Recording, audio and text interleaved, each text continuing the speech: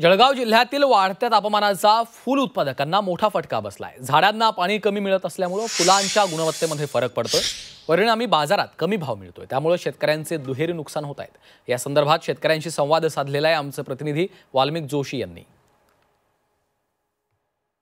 जळगाव जिल्ह्यात सातत्याने तापमान वाढत असताना याचाच परिणाम फुल शेतीवर पडायला पाहायला मिळतात। मी जळगावच्या प्रसिद्ध सिरसोली या ठिकाणी फुल शेतीवर आहे आणि याच ठिकाणी बघू शकतो गुलाबाची ही शेती आहे आणि सातत्याने 43 डिग्रीहून अधिक तापमान झाल्या कारणामुळे फुल शेतीला हा फटका बसायला पाहायला मिळतात। आपल्यासोबत काही शेतकरी त्यांच्याशी जाणून घेऊया काय परिस्थिती शेताची आणि काय अडचणी आहे शेतामध्ये फुल झाडाला।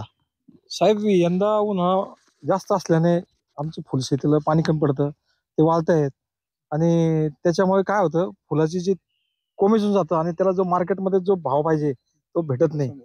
त्याच्यामुळे जरा सरकारने आमच्याकडे फुलशेतीकडे पाहावं आणि काहीतरी अनुदान काही मदत मिळत असेल तर तेवढं करून द्यावं अशी सरकारला आमची विनंती आहे। कारण त्या उन्हामुळे झाडे वाढत आहे आणि फुलंही वाढले जातात आहे। साधारण आता लग्नाचा सीझन आहे, याच दिवशी आपल्या फुलं विक्रीला मोठ्या असतात, मात्र पण आता सीझन मध्ये ही परिस्थिती आहे। साधारण उन्हाळ्यामध्ये लग्न सराई असते आणि त्याच वेळेला गुलाबाचा माल अपेक्षित असतो हारांसाठी, नवरदेव नवरीच्या हारांसाठी।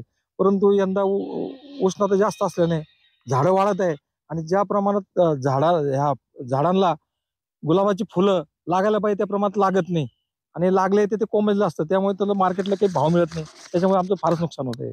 Valmik Joshi, Zee media, Jalgaon. गोंदिया जिल्ह्यात गेले 2 दिवस अवकाळी पाऊस झालाय। या पावसामुळे धान पिकासह पेरू, पपई अशा पिकांना फटका बसलाय। गारपिटीमुळे कापणीला आलेलं पीक जमीनदोस्त झालं, त्यामुळे शेतकऱ्यांचं मोठं आर्थिक नुकसान झालंय।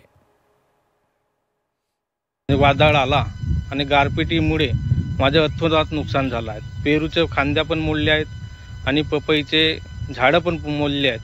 खूप प्रमाणात झाडे मोडले आणि पाणी वगैरे सगळे फळ पडून माझं अतोनात नुकसान झालेलं आहे। आणि मी हा बाग 2 महिन्यापासून नदीत पाणी आणून स्टोअर करून मी बाग पिकवत आहे आणि माझा खर्च खूप वाढलेला आहे। शासनाने पंचनामे करून मला नुकसान भरपाई द्यावी ही विनंती आहे। पूर्ण 5 एकराचं धानाची लोंबी व त्यातील धान खाली जमिनीत झालेले आहेत आणि त्याचा जर आपण आता कापणी सुद्धा केली तर त्यातून मजुराचे सुद्धा पैसे आपल्याला मिळणार नाहीत, अशी दयनीय व्यवस्था आज या शेतकऱ्याची झालेली आहे। तरी शासनाला व इतर अधिकाऱ्यांना अशी विनंती आहे की या झालेल्या नुकसानीचा पंचनामा करून तातडीने या शेतकऱ्याला मदत करावी अशी मी त्यांना विनंती करतो। रासायनिक खत कंपन्यांकडून पुरवठ्यातील लिंकिंग पद्धत पूर्णपणे बंद होईपर्यंत रासायनिक खतांची खरेदी राज्यभरात बंद करण्याचा निर्णय घेतलाय। Maharashtra fertilisers pesticides seeds dealers association संघटनेनं हा निर्णय घेतलाय। त्यानुसार वाशिम जिल्ह्यातही 1 मे पासून रासायनिक खतांची खरेदी बंद ठेवली जाणार असल्याचं कृषी व्यावसायिक संघटनेनं सांगितलेलं आहे। गेल्या 4 ते 5 वर्षांपासून राज्यातल्या अनेक रासायनिक खत उत्पादक कंपन्या विक्रेत्यांकडून मागणी नसताना देखील लिंकिंग पद्धतीनं इतर खतं जबरदस्तीनं पुरवतायत, मात्र शेतकरी ही खतं खरेदी करत नाहीये। परिणामी विक्रेत्यांकडे अविक्रीत साठा तयार होतो आणि त्यांच्यावर अनावश्यक आर्थिक बोजा पडतो।